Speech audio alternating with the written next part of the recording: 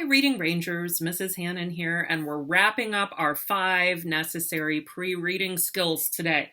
Number 5 is phonological awareness. That's a pretty fancy reading teacher term, isn't it? Phonological awareness. Well, phonological awareness, what that means is kiddo knows and can demonstrate that there are words in a sentence. There are syllables in some words. They can rhyme. They can substitute different sounds. And they're also really aware of phonemes, which phonemes are the smallest pieces of sound that we have. Okay, so phonological awareness is the big umbrella that includes rhyming syllables, words in a sentence, and then we have phonemic awareness, which is a part of that, and it's super important. Phonemic awareness means kiddo is aware of the smallest units of sound in a word. For example, cat, the sounds in cat are k, at, all right? That's phonemic awareness. Phonological awareness would be like rhyming, okay? So a kiddo who has great phonological awareness, like I said, they can rhyme, probably knows at least 5 mother goose, right? They can clap syllables most often in their names, right? If kiddo's name is David, if kiddo's name is David, they'll be able to do David.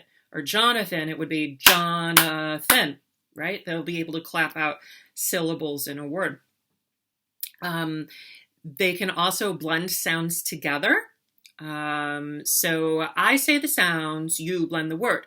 K, at.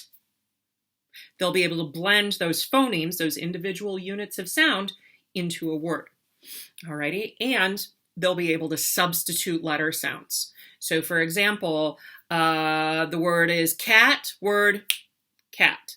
All right, replace the k with a p. What word do you get?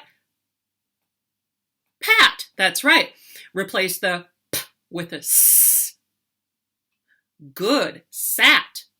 Replace the t with a m. That's right. Sam. Okay, so they need to be able to manipulate those phonemes both in the initial, the final, and the medial position, middle position. Okay. And that's a tall order. Some kids duck to water. Others, it has to be explicitly taught. Okay, so how can a parent help with this skill at home? Well, as you know, I'm a big believer in the power of Mother Goose. Alrighty, if your kiddo doesn't have a Mother Goose book, they need one. All right, and singing is the other big thing because a lot of times kids' songs rhyme. And so that's where you start, is with your rhyme. Diddle diddle dumpling, my son John went to bed with his trousers on. One shoe off, one shoe on, diddle diddle dumpling, my son John, right? On and John, they rhyme. So that's an easy way to get rhyme onto their daily diet, is with Mother Goose as well as singing. Point out the words that rhyme, all right?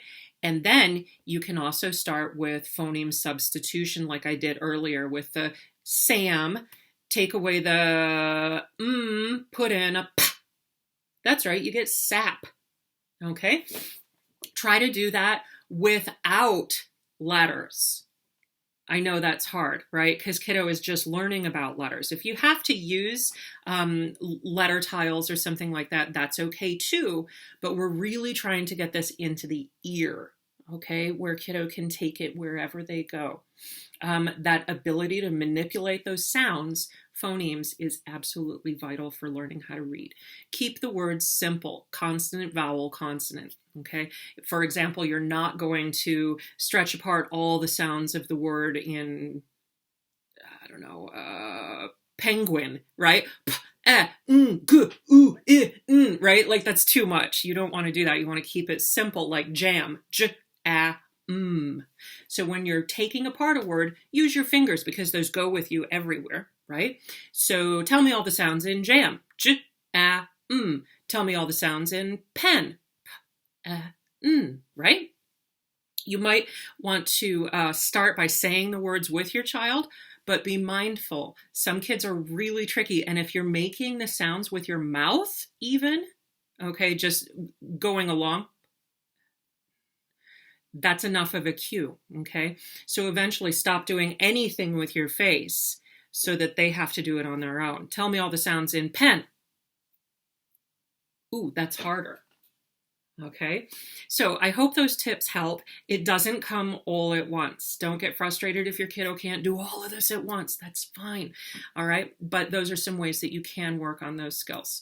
And if I leave you with anything, do your mother goose. Okay, so any questions? Let me know. I'm always so happy to hear from you. And thanks again to Mrs. Serena Betterman for giving the idea of doing this series. Thanks so much. Bye-bye.